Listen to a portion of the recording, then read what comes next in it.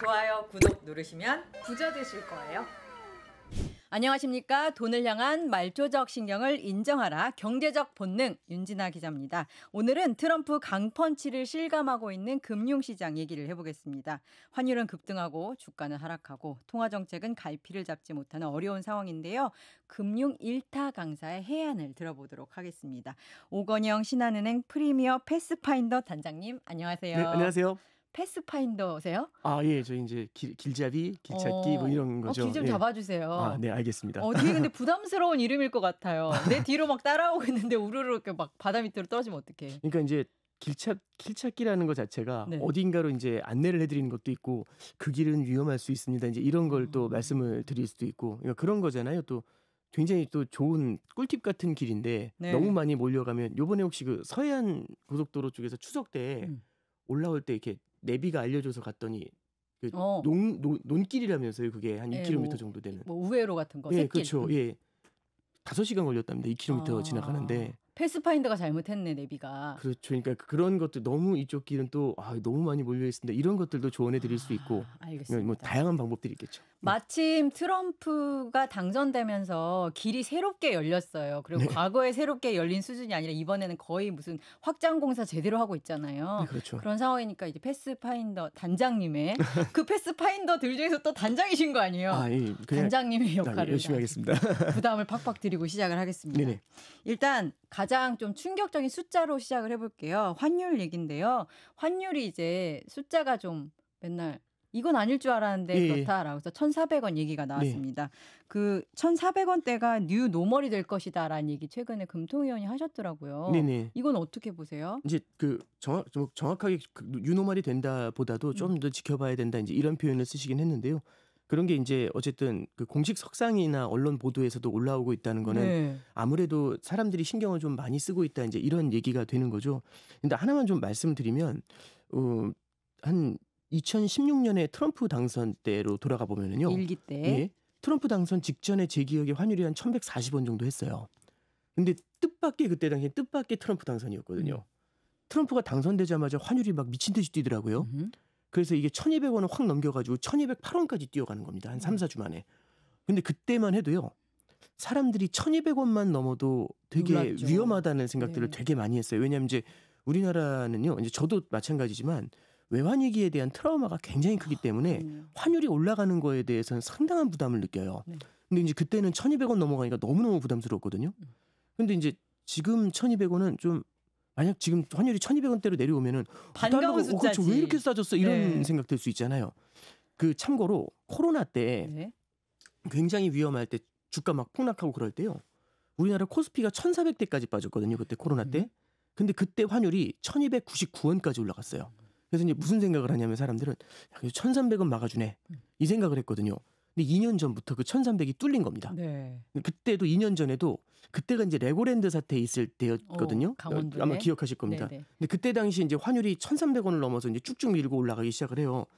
그래서 그게 22년 8월 정도 넘었는데 1,300을 그때 분위기가 뭐였냐면 1,300이 드디어 뚫렸다. 이거는 외환위기 시그널이다. 이제 이래서 그때는 어디 그 세미나 같은 데 가면 우리나라 제2의 외환위기 맞는 거 아니냐 이런 질문을 정말 많이 받았었어요. 네. 네.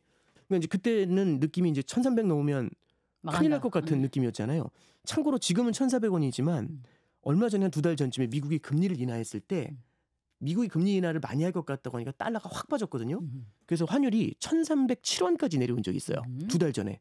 그때 제가 이제 한 대표님이 저 질문하려고 전화를 주셨더라고요. 그래서 통화하는데 말씀하신 게 와, 오늘 환율이 1,307원이다.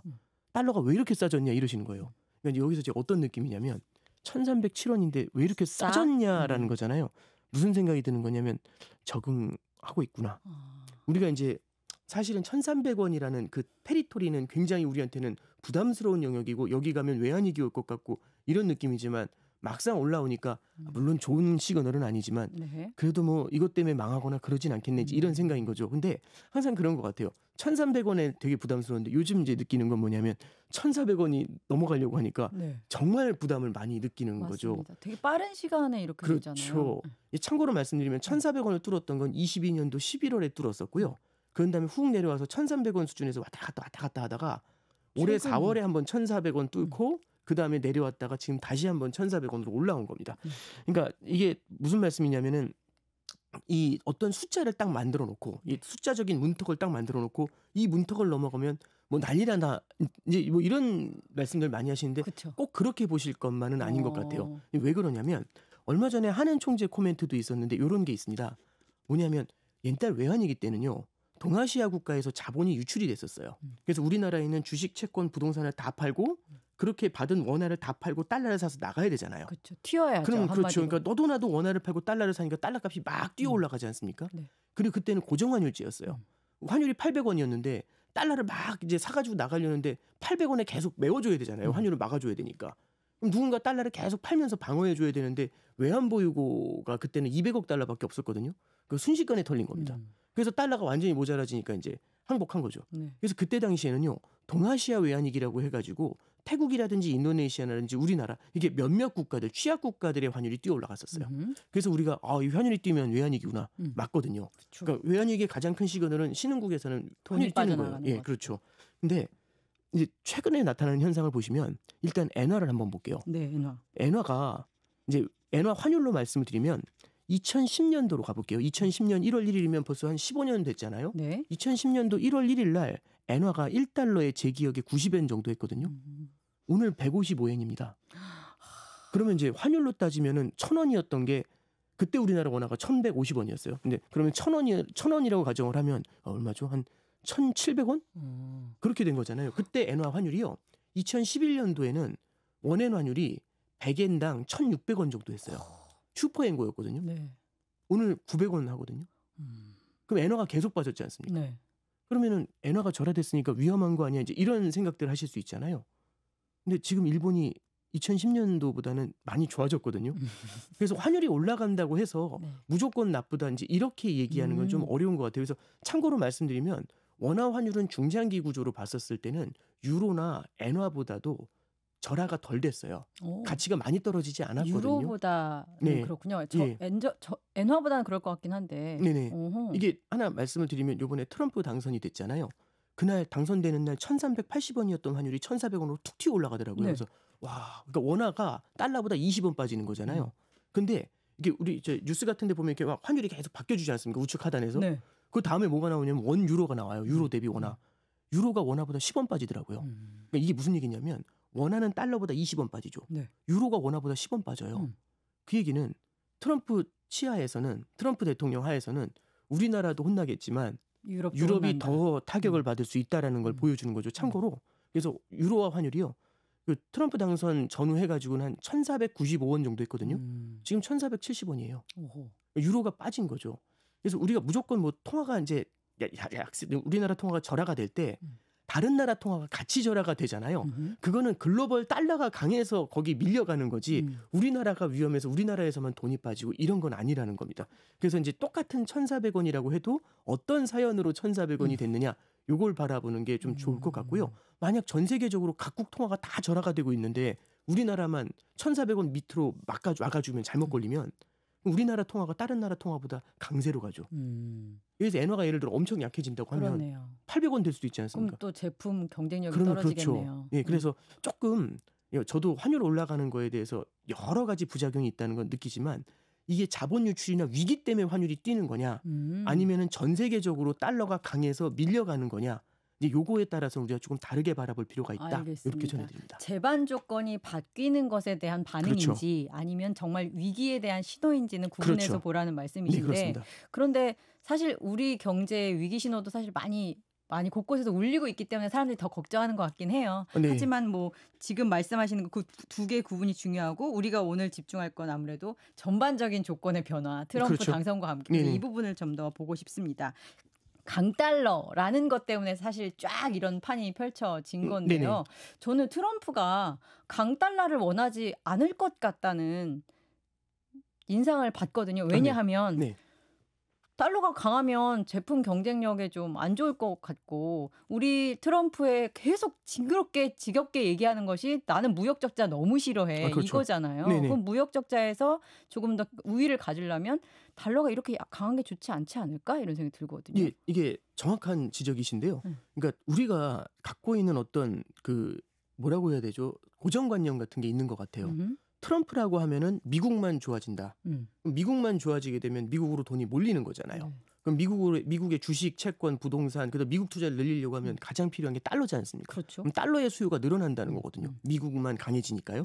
그럼 달러가 초강세를 보이게 됩니다. 그러니까 이제 우리가 생각하는 거는 트럼프는 미국 주식만 상승, 트럼프는 달러가 강세, 트럼프는 미국 금리 상승. 이제 이렇게 우리가 이제 구도를 많이 만들어요. 근데 이제 그 구도를 모두가 그렇게 생각을 하면 지금 시장이 되게 빠르게 움직이잖아요. 네, 옛날에 빨라요. 비해서 난이도가 많이 올라갔거든요. 너무 유튜브도 빨라요. 많이 보시고 네. 그러면 모두가 그렇게 생각하면 이미 가 있겠죠. 그러면 다들 몰려가는 거지 않습니까? 그래서 현재는 강달러, 강달러인데. 그렇죠. 그리고 미국 주식도 그렇고. 네. 그러니까 이제 트럼프 트레이드라는 말은 저도 동의를 하는데 과하게 가는 경우들도 있겠죠. 근데 이제 저기 실제로 아까 지적해 주셨던 것처럼 트럼프는 그럼 강달러를 원하느냐? 1기 트럼프 행정부 때를 보면은요. 네. 아까 말씀드렸잖아요. 당선되자마자는 1,140원이었던 환율이 1,208원까지 불과 3, 4주 만에 올라갔어요. 근데 이제 그때 당시 분위기가 뭐였냐면 미국이 금리도 올리겠대요. 그리고 트럼프가 들어와가지고 달러도 세지고 있대요. 우리나라 관세 때릴 수도 있대요. 그럼 이거 보면은 달러가 더 올라가야 되지 않습니까? 근데 신기한 게 뭔지 아세요? 환율이 그날이 고점이었고 계속 빠졌는데 2017년부터 1년 내내 빠져요. 환율이. 쭉 빠져가지고 1,208원이었던 게 2018년도 4월에 1,055원까지 빠지거든요. 2018년도 4월에 뭐가 있었냐면 트럼프가 우리나라에 와서 그때 당시 문재인 대통령하고 같이 판문점에 가서 김정은하고 그 기억나세요? 네, 그럼요. 예. 그때 우리 이제 그 언론사에서 보도도 딱 1탑에 뭐가 나오냐면 코리아 디스카운트 해소 이렇게 나옵니다. 그럼 환율이 어떻게 됐을까요? 훅 주저앉아 버리죠. 그렇죠. 그러니까 이제 분위기가 1년 내내 달러가 빠졌잖아요. 그리고 이제 코리아 디스카운트가 해소된다고 하잖아요. 그럼 이제 그때 분위기는 원달러 세 자리 본다. 900원대 본다. 이제 이런 생각이 들 거죠. 근데 또 그날이 저점이더라고요. 그때부터 또 감아 올리는 겁니다. 왜냐하면 트럼프가 중국에 관세를 때렸어요. 트럼프가 중국에 관세를 때리니까 중국이 만만치 않잖아요. 보복 관세를 때리면서 관세를 10% 때리면 위안화를 10% 절하해 버리더라고요. 상쇄 바로 그렇죠. 효과 상쇄. 이게 되게 중요한 포인트입니다. 네. 그러면 이게 저는 말씀드릴 게 관세라는 거하고 강달러라는 단어 있잖아요. 네. 이론적으로 보면은 그러니까 볼게요. 교과서적으로 한번 풀어보면 상대 국가에 관세를 때려요. 그러면 상대 국가가 무역 흑자가 덜 날 거지 않습니까? 그렇죠. 그럼 그 나라의 성장이 위축이 되니까 달러 벌이도 안 되고 그러면 이 나라의 통화가 약세를 보여야 되잖아요. 네. 그래서 관세를 때리면 상대 국가 통화 절하 이렇게 생각하거든요. 약세. 근데 미국 입장에서 제가 중국에 10% 관세를 때렸어요. 네. 근데 저쪽에서 위안화를 10% 절하하면서 달러가 10% 세졌어요. 네. 그러면은 관세로 10% 때렸는데 달러가 10% 세지면 아무 효과가 없잖아요. 그러니까요. 상쇄. 예. 그렇죠. 상쇄가 돼 버리잖아요. 그래서 이론적으로는 우리가 관세를 때려서 달러 강세가 온다라는 게 논리적으로는 풀려나가지만 이게 두 개가 공존을 하면은 네. 관세의 효과가 완전히 사라져버리는 문제가 생겨요. 그래서 트럼프가 2019년도 들어와 가지고는 세 차례에 걸쳐서 관세를 인상하다가 이게 만만치 않잖아요. 이거 결국 안 되네. 네, 그렇죠. 그래서 생각대로 안 되네. 마지막에 네. 그래서 뭐 하냐면 중국을 협상 테이블로 끌어들여서 그때 당시 류허라는 사람이 있었어요.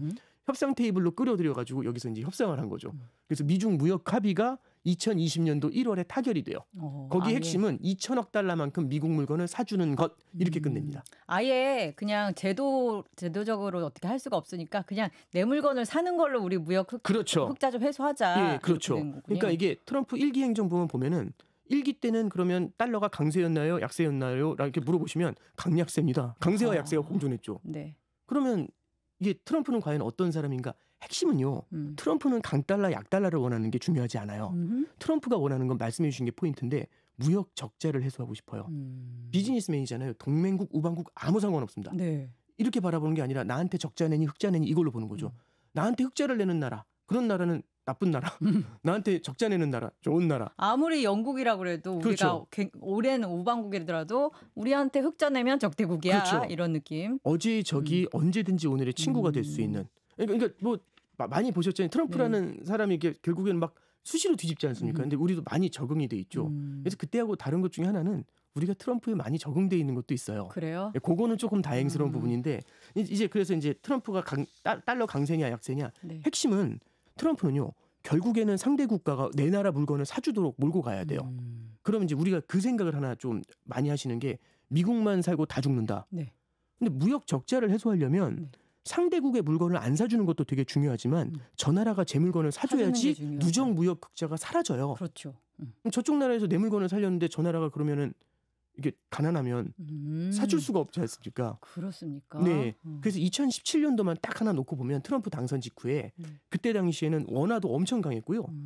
미국 주식보다 신흥국 주식이 더 많이 뛰었어요. 엄청나게 뛰었어요. 그러니까 이제 여러 가지 시나리오들이 나올 수 있는데 네. 트럼프는 관세라는 것도 수단인 거지 목적이 아니잖아요. 그쵸. 그래서 결국에 관세라는 걸로 상대를 갖다 협상 테이블로 끌어낸 다음에 뭔가 유리한 걸 받아가려고 하겠죠. 그래서 요즘 보면은 어떤 얘기가 나오냐면은 이제 이번에는 보편 관세를 때린다고 하지 않습니까? 10에서 20% 그렇죠. 동맹국에게도 그렇죠. 예외 없이 그냥 때린다. 근데 이제 거기서 저기 이제 베세트라는 사람이 있어요. 그 베세트는 이제 재무장관 후보로 올라와 있는 사람인데 트럼프의 가신 중에 한 명이죠. 그 사람이 얘기한 게 20%는 맥스래요. 그 얘기는 뭐죠? 국가별로 다를 수 있다는 얘기입니다. 그리고 최대 20이죠. 니네가 우리 거 많이 사주면 거기서 깎아줄 그렇죠. 거야. 그러니까 우리가 아까 말씀드렸던 것처럼 유럽이나 다 겪어봤잖아요. 트럼프를. 그럼 트럼프가 원하는 건 적자의 해소지 않습니까? 그럼 유럽 같은 경우는 무슨 생각을 할까요? 흑자를 줄이면 내 나라 성장이 힘들어지잖아요. 그러면은 미국 걸 사줄 걸 찾아야겠죠. 그쵸. 뭘 그래서 사줄까? 요즘 뭘 사줄까 찾아보면은 첫 번째는 에너지. 러시아에서 에너지. 가져오는 거 미국에서 가져오면 그렇죠. 되겠죠. 네. 물론 운송비가 더 많이 들겠죠. 아니 가스로 오던 파이프라인으로 들어온 게 거를 아니라 액화해가지고 가져와야겠죠. 네. 그러니까 이제 운송비가 많이 들겠지만 그런 거라도 사줘야 되냐 아니면 우크라이나에 무기를 이제 안 줄 거라고 하지 않습니까?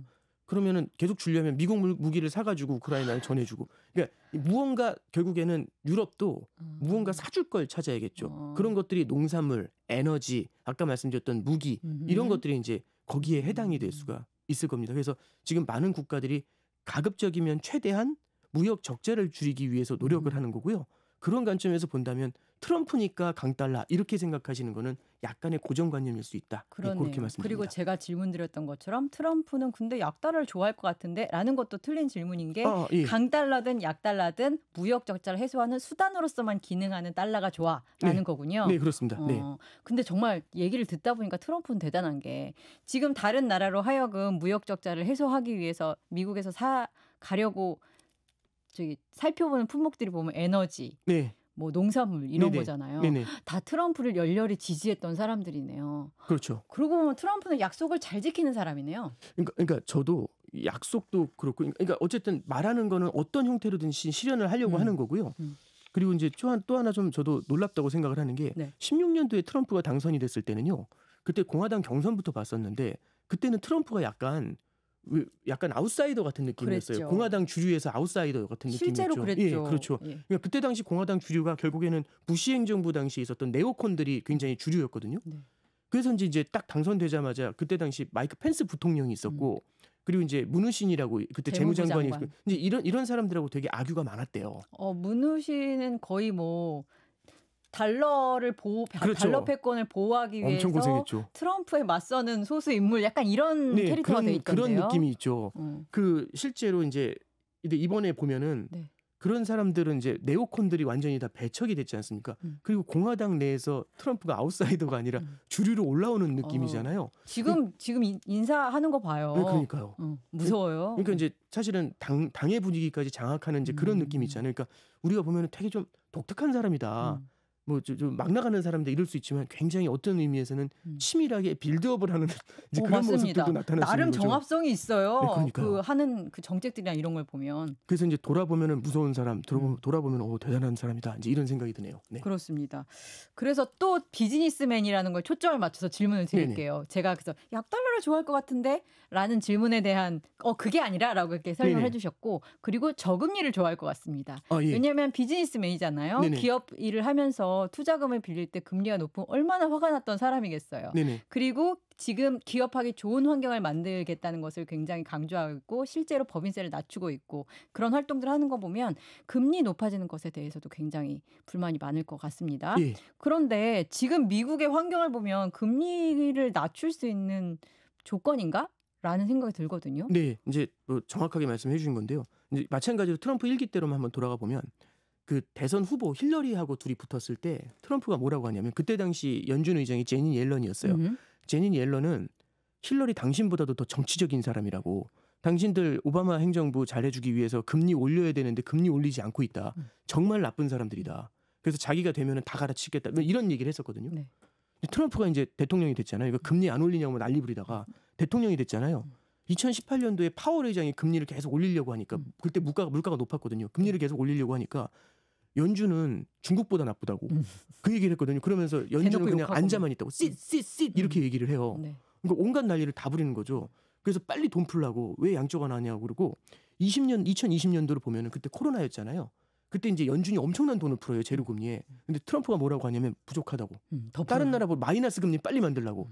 근데 마이너스 금리 만들라는 얘기를 그해 4월 5월에 잠깐 했었거든요. 한 2번 하다가 안 하더라고요.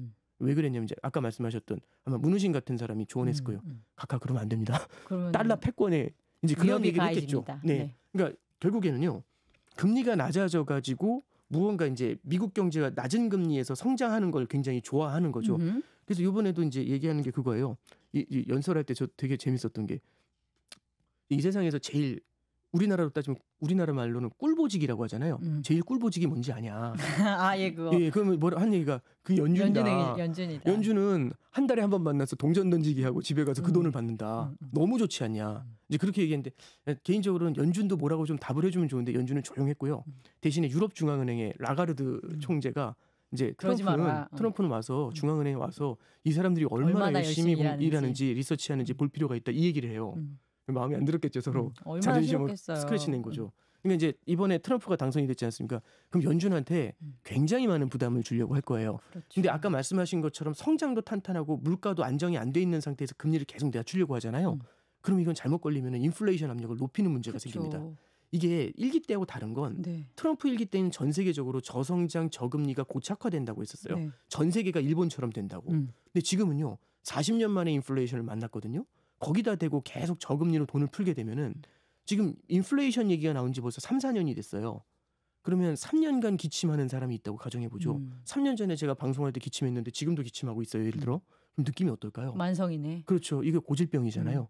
그러니까 결국에는 인플레이션이라는 것도요. 일본도 30년간 디플레이션이 이어질 수밖에 없었던 이유는 디플레이션이 만성화돼서 그래요. 근데 이제 지금도 말씀드린 것처럼 인플레이션도 3년, 4년 계속 이어지잖아요. 그럼 인플레이션이 고착화될 수가 있어요. 그래서 이제 트럼프도 그 부분에 대해서는 고민을 할 거고 연준은 트럼프에 그래서 상당히 많은 맞서서 굉장히 많은 노력을 할 걸요. 연준 입장에서는 물가를 잡는 것이 제일 목표일 거고 그런데 트럼프 입장에서도 바이든이 물가 때문에 고물가 때문에 아우성치는 사람들 때문에 정권에 이런 거를 본 사람이란 말이에요. 그러면은 물가를 잡으려고도 굉장히 애를 쓸 것 같아요. 동시에 저금리를 유지하기 위한 비즈니스 면적 속성도 동시에 갖고 있죠.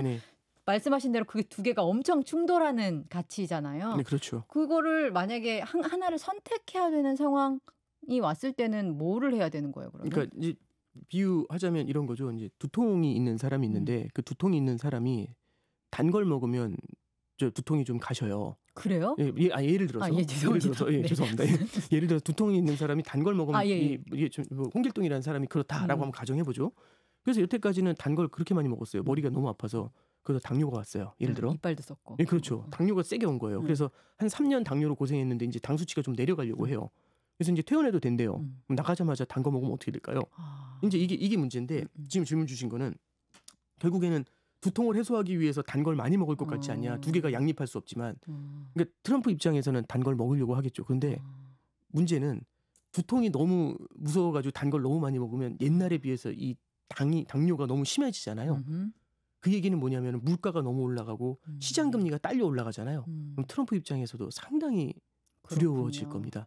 그래서 아마 1기 때처럼 마구잡이로 금리를 인하하거나 그렇게는 초반에는 하겠지만 여기에 대해서는 어느 정도는 좀 선을 지키는 모습들을 좀 보이게 되지 않을까 그렇게는 좀 생각하고 있습니다. 제가 사실상 질문이 양자택일적 질문을 드린 거나 마찬가지인데 양자택일할 수 있는 어떤 여건은 아니다. 두 개를 굉장히 면밀하게 봐가면서 움직일 것 같네요. 그렇죠. 이제 결국에는 비용 효율이거든요. 그렇겠죠. 근데 예를 들어서 금리를 낮췄을 때 치러야 되는 대가가 만약에 인플레이션 고착화, 그러니까 당뇨의 고착화 이거잖아요. 그러면은 트럼프 입장에서도 굉장히 부담스러운 옵션이 될 수가 있죠. 알겠습니다. 그러면 이제 금리를 인하하는 것에 대해서 1기 때 그 코로나 때처럼 그렇게 마구잡이로 밀고 가기에는 아마 부담되는 면이 되게 클 겁니다. 알겠습니다. 또 거기서 또 궁금했던 거는 연준과 우리 트럼프가 굉장히 호환성이 낮달까요? 그런 측면이 있다 보니까 사실 뭐 재정 정책, 이 물가와 금리에 영향을 뭐 미치게 되는 뭐 재정 정책, 환율 정책 이런 게 금리 정책 이런 게 사실 같이 좀 머리를 맞대고 가야지 되는 측면이 있는데 약간 경쟁까지는 아니더라도 서로 견제하면서 미워하면서 갈까봐 그런 것도 약간 그게 의식이 돼요. 예, 이제 참고로 공화당 정권에서 특히 그 아들 부시가 했었을 때 아들 부시가 이제 감세를 했었어요. 감세 정책을 들고 나왔거든요. 감세가 되면은 경기가 좋아진다. 이제 이런 얘기였었는데 전형적인 낙수 효과 이런. 그렇죠. 근데 너무 이게 미국의 재정 적자를 엄청나게 늘린 역할을 했거든요. 네. 그래서 그때 당시에 연준 의장이 그린스펀이라는 사람이었어요. 마에스트로라고 불렸던 사람인데 이분이 이제 그때 당시에 이제 미국의 재정 적자가 이렇게 이어지는 거는 지속 가능하지 않다고 해가지고 기준금리를 꾸준히 올렸거든요. 그래서 1%였던 기준금리를 5.25까지 올려요. 그래서 그분 코멘트 보면 재정 적자에 대한 얘기를 되게 많이 합니다. 그 부담을 느끼니까. 네. 아마 이제 이번에도요. 트럼프 입장에서는 재정을 많이 써서 경기를 끌어올리려고 할 거예요. 법인세 감세 같은 거. 공약이 일단 그렇죠. 그렇습니다. 근데 이제 지금 최근에 나오는 거 보면 인수위원회에서 얘기하는 게 법인세를 그렇게 너무 빠르게 감세를 해주면 재정 적자가 너무 심해지니까 뭔가 어디선가 좀 이렇게 메울 수 있는 걸 찾아야 되는 거 아니냐. 그런 얘기가 나오고 있는 거죠. 그래서 대표적인 게 이제 관세에 대한 얘기도 나오고 있는 거고요. 그놈의 관세는 무슨 무적의 카드예요. 여기도 쓰고 저기도 쓰고. 그러니까 이게 관세에도 아까 저는 이제 관세가 수단이라는 말씀을 드렸지만 무역 적자를 줄이기 위한 그렇죠. 수단. 무역 적자를 줄이기 위한 수단이 핵심이지만 이번에는 하나가 좀 더 붙어 있어요. 굿으로 뭐가 붙어 있냐면 재정 적자도 줄이기 위한 수단. 그게 같이 붙어 있어요. 네. 그래서 어떤 형태라든지 밀고 나올 거예요. 그래서 나하고 별로 친하지 않으면 무조건 관세를 세게 맞을 거예요. 그래서 이제 1기 때는 이게 이 양자라고 해가지고 둘이 하나씩 원원원으로 이렇게 협상을 했잖아요. 보편 관세를 쫙 때리는 겁니다. 그래서 여기서 친하든 말든 그렇죠. 상관없어. 딱 때린 다음에 요거 이제 언제부터 때릴 거니까 그 안에 협상하고 싶으면 하자고. 뭐 사줄 건지 리스트 갖고 와. 또 이러겠죠. 그리고 이제 저기 일론 머스크가 국가 효율위원회가 거기에 들어갔잖아요. 네네. 근데 이제 일론 머스크가 그 효율위원회라는 게 규제 같은 걸 철폐하는 것도 있지만 재정 적자 같은 것들 그런 것들을 좀 아끼는 것들도 아마 진행을 할 거예요. 실제로 트럼프 당선되기 전에도 일론 머스크가 우리 재정 적자, 재정 지출 2조 달러도 줄일 수 있다 이런 얘기 막 했었거든요. 엄청난 금액입니다. 무서워요. 예, 네. 엄청난 돈입니다. 그러니까 아마 또 그 사람도 밀고 가는 스타일이 좀 앞뒤 안 보고 밀고 가는 경우들도 있잖아요. 네. 그래서 아마 이제 재정 적자에 대한 리스크는 굉장히 크게 부각이 될 거라고 생각이 돼요. 그게 지금 이제 채권 시장에서는 금리의 상승으로 조금씩 보여지는 거거든요. 네. 예, 그래서 아마 전혀 엉뚱한 쪽에서 증세를 하는 일들도 그러니까 이게 하나 말씀드리면 영국이 지금 노동당이 들어왔지 않습니까? 네. 영국 노동당이 들어왔는데 이제 스티먼가 이제 그분이 이제 총리잖아요. 쫓겨나고 그 전에 했던 분이. 근데 이 스티머가 들어온 다음에 노동당이 이제 이번에 들어올 때 뭐라고 했냐면 증세 없다. 근데 지금 지난달 그렇죠. 지난달 10월 말에요. 미안해 한 다음에 증세안을 내세웠거든요. 그러니까 이게 그러니까 이제 영국도 재정 적자가 심해지구나. 네. 이게 답이 없구나라는 걸 알게 된 거고 10월 중순에는 프랑스 마크롱이 이제 저기 말씀드렸던 것처럼 이제 그 증세를 또 발표를 해요. 그러니까 이제 국가별로요. 그 코로나 때 영수증이 이제 청구서가 돌아오고 있는 겁니다. 네. 그동안 우리가 너무 썼지. 그렇죠. 네. 그리고 이제 참고로 바이든 행정부도 22년도에 물가가 굉장히 높았잖아요. 금리도 높여놓고 굉장히 힘들 때 재정 지출을 늘리면서 또 하방을 방어했어요. 경기 침체가 싫으니까. 네. 이제 그것도 아마 트럼프 행정부한테는 아마 빚더미처럼 느껴질 겁니다. 그래서 재정 적자에 대한 얘기가요. 아까 말씀드렸던 것처럼 돈을 마구 풀고 싶지만 재정 적자에 대한 얘기가 인플레이션하고 같이 맞물려서 인플레이션과 재정 적자 이게 트럼프의 4년 임기 동안에 계속해서 발목을 잡는 요인이 아마 될 거라고 보고 연준도 거기에 포커스를 맞출 거라고 생각하고 있습니다. 지금까지 재정 적자에 대한 경고음 중에 가장 큰 소리로 들리겠네요. 트럼프 그렇죠. 때. 네네. 근데 아까 말씀하신 것 중에 하나 궁금한 게 생겼는데 인플레가 고착화될 위험성을 잠깐 언급하셨거든요. 디플레는 저희가 고착화된 장면을 뭐 몸으로도 체감했고 코로나 전에. 근데 인플레가 고착화된 거는 사실 저는 경험해보지 못했거든요. 네, 그렇죠. 40 넘게 살면서. 네네, 그렇죠. 그 인플레 고착화된 시절이 있었어요? 그러니까 70년대가 그랬죠. 오일 쇼크 때. 네, 오일 쇼크 때 보면은 이 1970년대 내내 인플레이션이 이게 인플레 고착화라고 해서 계속 물가가 막 미친 듯이 오르는 게 아니고요. 물가가 올랐다가 금리 올리면 잡히잖아요. 근데 금리 내리면 또 튀어 올라요. 통제를 안 하면 그냥 자연 상태로 두면 오르는 상태. 그러니까 언제든지 인플레이션이 다시 그러니까 뭐 당뇨 같은 거죠. 관리 안 하면 바로 튀어버리는. 당뇨 있으세요?